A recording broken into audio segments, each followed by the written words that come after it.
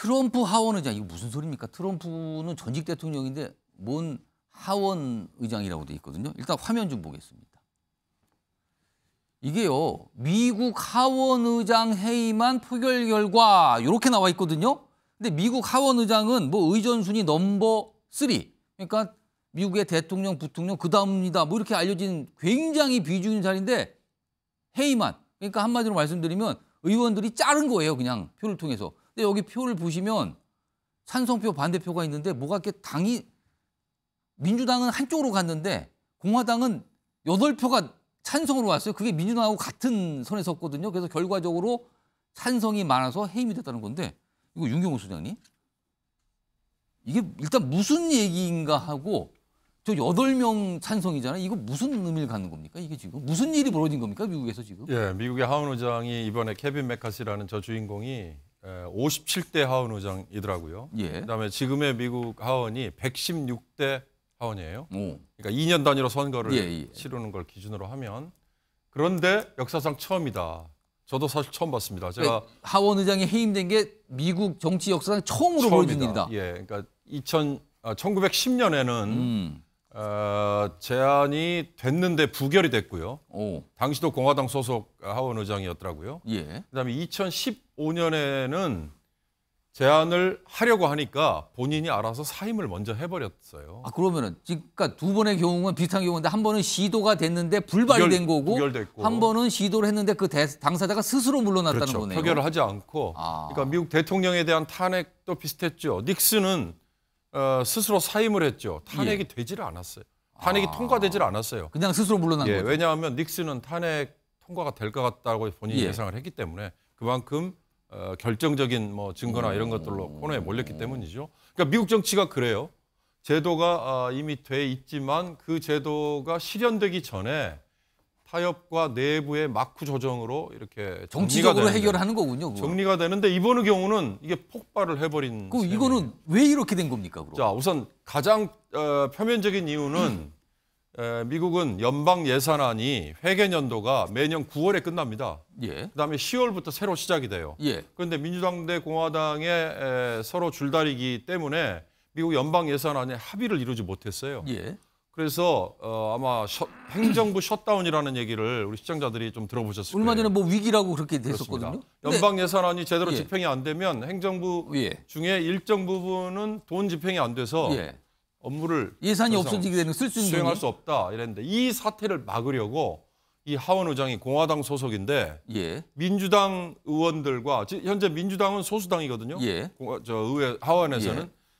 민주당 의원들과 일시적인 합의를 했어요. 아, 타협을 한 거군요. 그렇습니다. 그럼 대화하고 타협한 거네, 그렇습니다. 이거는요. 임시 예산안을 45일 동안만 유효하도록 일단 하자. 그래서 연방 정부 셧다운을 막자. 위기를 막은 거잖아요. 그러면. 그렇습니다. 그런데 이거에 대해서 트럼프 대통령을 적극적으로 지지하는 공화당 내 초강경파 8명의 의원들이 반기를 들고 일어난 거예요. 아, 그럼 왜 합의를 했냐 이겁니까? 타협을 그렇습니다. 왜 했냐? 그렇습니다. 왜 타협을 했느냐?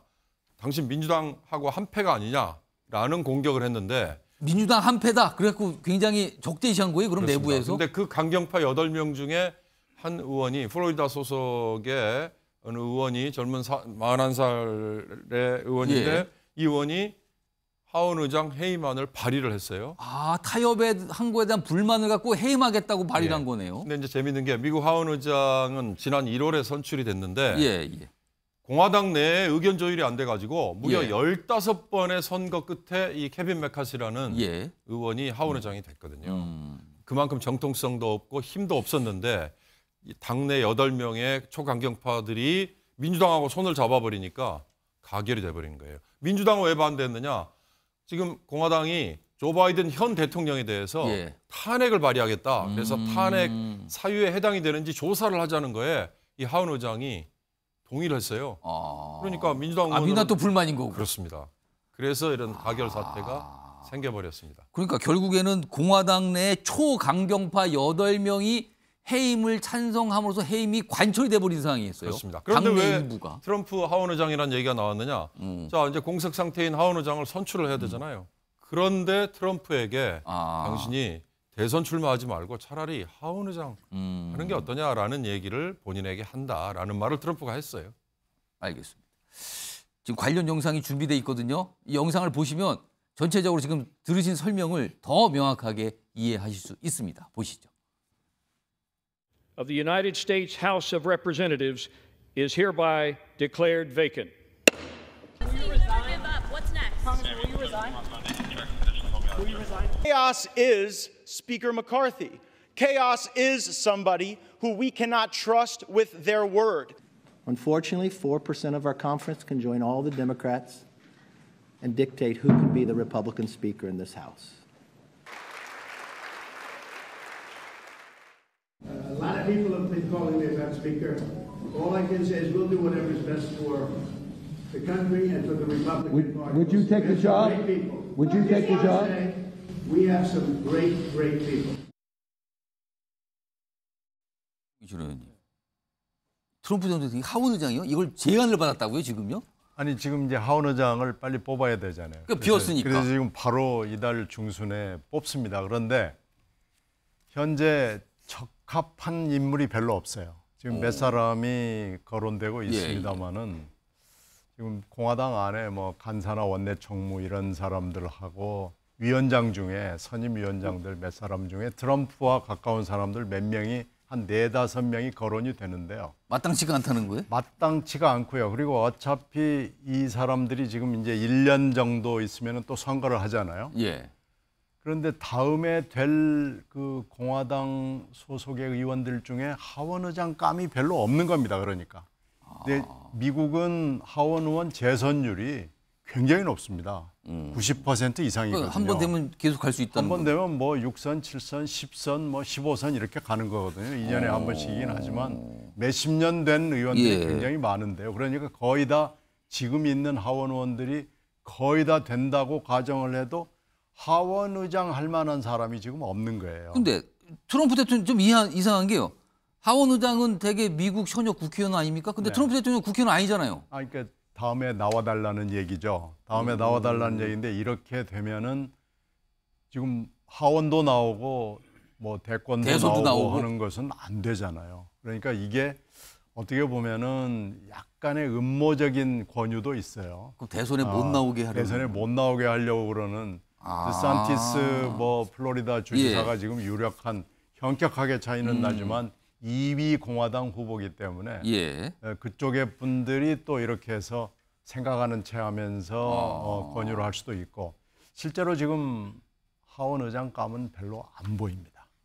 지금 미국 정치가 대혼란이라고 합니다. 이래가지고 지금요. 뭐 갑자기 전직 대통령 보고 하원 의장 하실래요라고 물어보는 상황까지 가고 사상 최초로 미국 정치 역사상 최초로 해임이 돼버리고요. 하원 의장이. 우리 지금 국회의장격이거든요. 그냥 한마디로 말하면 잘린 거예요. 그냥 의원들로부터.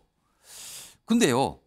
이 상황이 아까 강경파 8명 얘기했잖아요. 그리고 이 강경파 8명이 지금 이 표결 주도한 거라고. 김근식 교수님. 근데 이 사안을 보고요. 우리 정치권에 계신 분들이 이거 우리나라도 예외 아니다. 우리나라 정당에서 왠지 본 것 같다. 뭐 이렇게 말씀하시는데 그건 무슨 소리입니까 이거는? 그러니까 이른바 트럼프 현상, 트럼피즘이라고 하는 걸 지난번 트럼프 대통령 재임 4년 동안 봤지 않습니까? 그러니까 트럼프라고 하는 공화당 외부에 있었던 아웃사이더가 어느 날 갑자기 백인들의 엄청난 지지를 그냥 받고 들어왔어요. 그냥. 공화당 후보를 거머쥡니다. 그리고 공화당을 장악해버려요. 그리고 이제 4년 했습니다만 그 대부분의 경우는 임기 4년 다음에 플러스 4를 하게 돼 있는데 4년만 하고 이제 떨어졌죠. 그렇죠. 그런데도 불구하고 지금 공화당은 트럼프 지지자들로 이제 모든 게 장악이 돼 있는데 그래서 뭐 또 대선에 나올 수도 있다고 나오나요? 지금도 대선 지지율은 1위입니다. 바이든 대통령 높기 때문에 저는 그 미국의 트럼프 현상을 보면서 우리나라에도 지금 그런 현상이 있는 게 뭐냐면 양당을 지지하는 강성 지지층들, 그러니까 극단적 강성 팬덤들이라고 그러지 않습니까?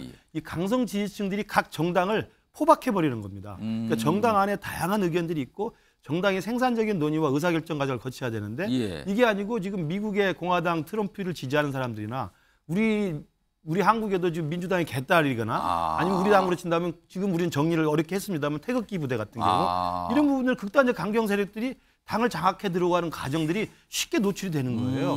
저는 이재명 대표도 저는 트럼프 대통령과 거의 비슷한 여기 처지에 있는 게 몇 가지 있다고 생각합니다. 사법 리스크에 노출되어 있는 유력한 야권 대선 주자라는 정도 공통점입니다. 굉장히 많은 혐의 받고 있잖아요. 지금. 똑같은 공통점이고요.